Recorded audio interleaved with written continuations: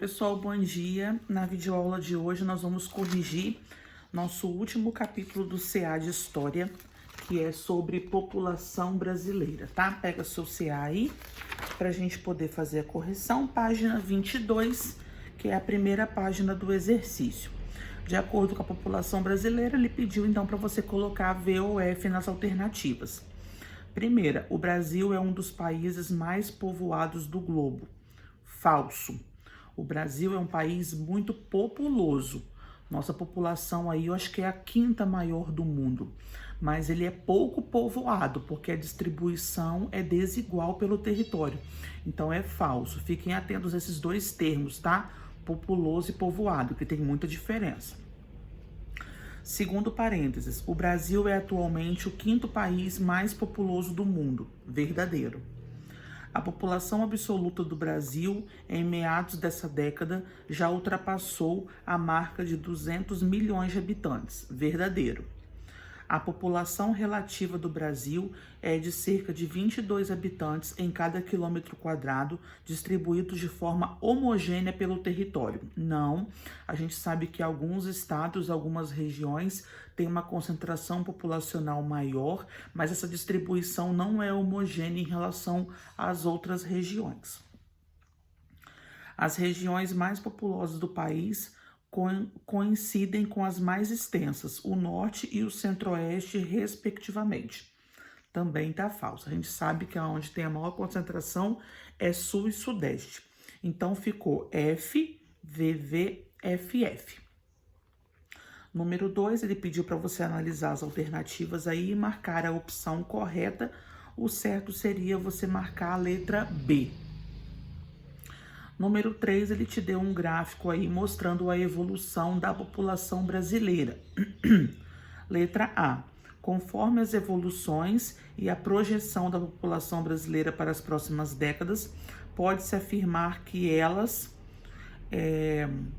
confirmam a ideia da teoria malthusiana. Primeiro parênteses. Letra B. Justifique a escolha da alternativa anterior. Não, gente, não confirma, contesta. Desculpa, é o segundo parênteses, porque o gráfico mostra pra gente, de acordo com o que a gente está vendo aqui, que o ritmo do crescimento da população brasileira, houve uma pequena queda nesse crescimento, e de acordo com a teoria malthusiana, esse crescimento ia ser contínuo, por isso que tem essa contestação, tá? Houve aí alguns momentos de declínio, pode ver que faz uma curvinha bem leve assim, ela não tá ascendente o tempo todo, por isso que ela contesta.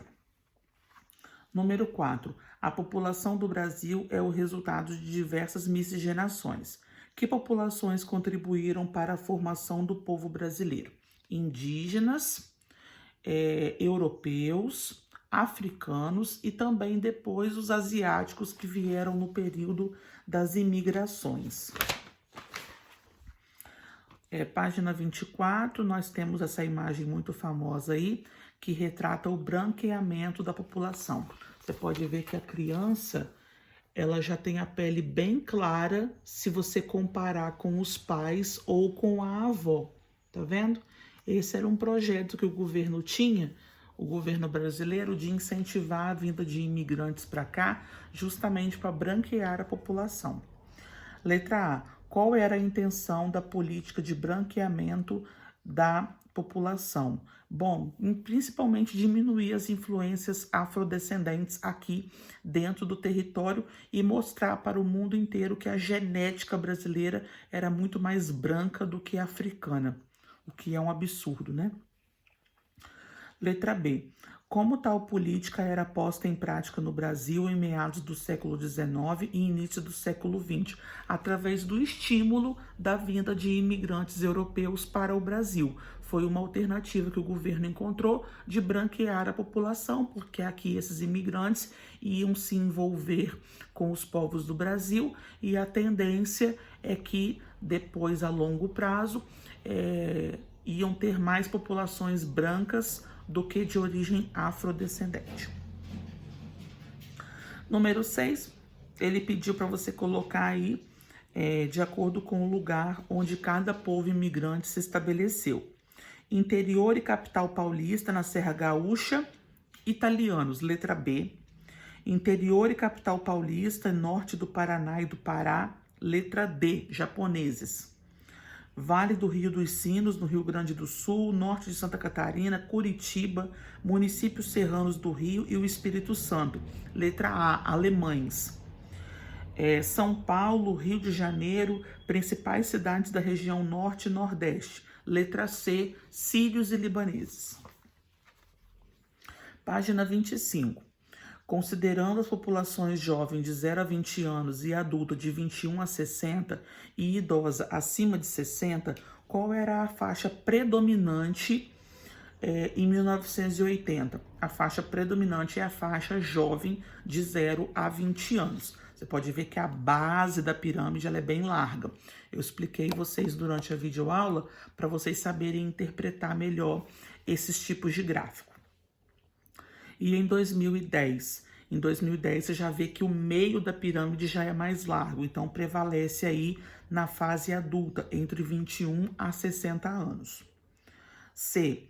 Ao comparar as duas primeiras faixas de cada pirâmide, o que se pode deduzir a respeito da taxa de natalidade?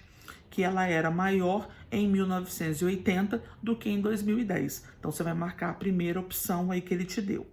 Justifique sua escolha. Então, é só você explicar que na primeira pirâmide a base é bem mais larga e isto mostra que o número de nascimentos era maior. Letra E.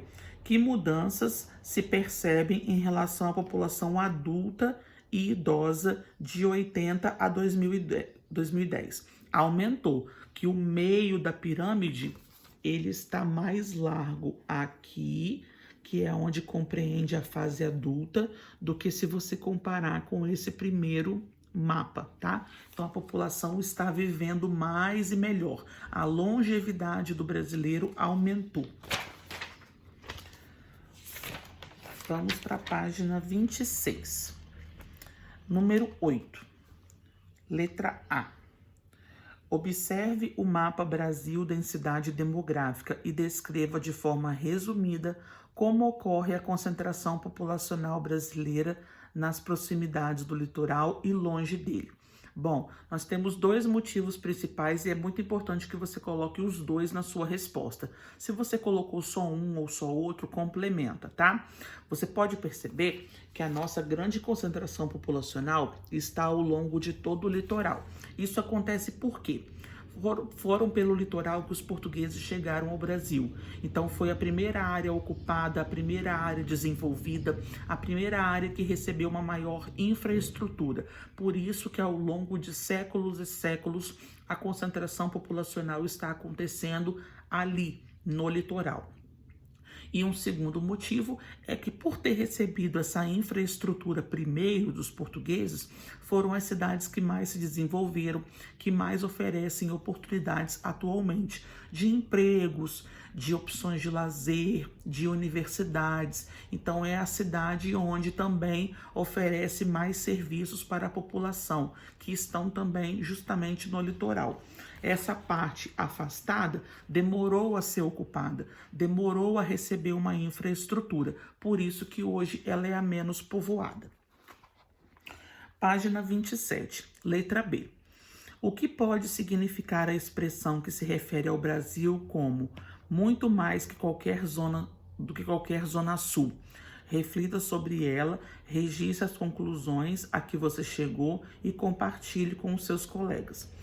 Bom, muito mais que qualquer zona sul é porque o Brasil não se resume somente a essa parte desenvolvida. Tem uma extensa área que tem uma população menor, mas isso não quer dizer que ela é menos importante, tá? Então aqui a gente tem que entender que não é só o sul e o sudeste que tem valor, que tem importância. Todo o Brasil possui. 9, letra A. Quais são as duas unidades da federação mais populosas? São Paulo e Minas Gerais. Calcule a densidade demográfica ou populações relativas das 4 unidades da federação conforme o censo. Bom, para você realizar esse cálculo, é só você dividir a população absoluta pela área. Faz pela calculadora mesmo, que não tem problema, tá? Então, você deve ter encontrado aí, no Rio de Janeiro, 365,22 habitantes por quilômetro quadrado. Em São Paulo, 166,23 habitantes por quilômetro quadrado. Minas Gerais, 33,41 habitantes por quilômetro quadrado.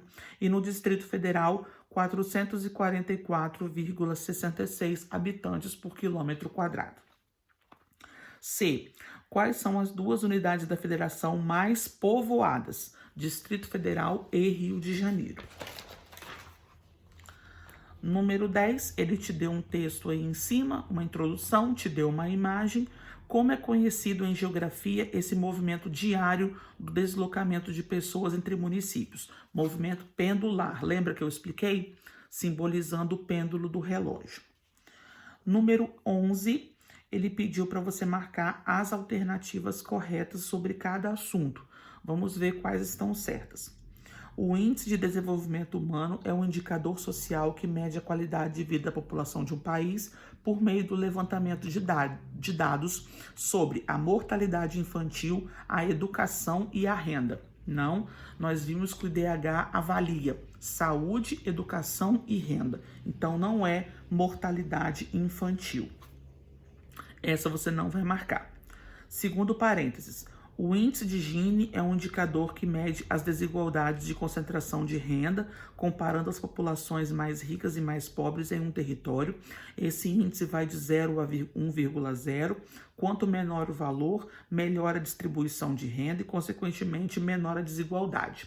Eu comentei com vocês na nossa aula ao vivo que esse índice de Gini, quanto mais baixo der, melhor, porque mostra que a desigualdade não é tão evidente. Então, essa você vai marcar. Terceiro parênteses, o IDH é um indicador que mede a qualidade de vida da população por meio da análise dos dados sobre renda, educação e saúde. O IDH vai de 0 a 1, certo? Pode marcar esse também.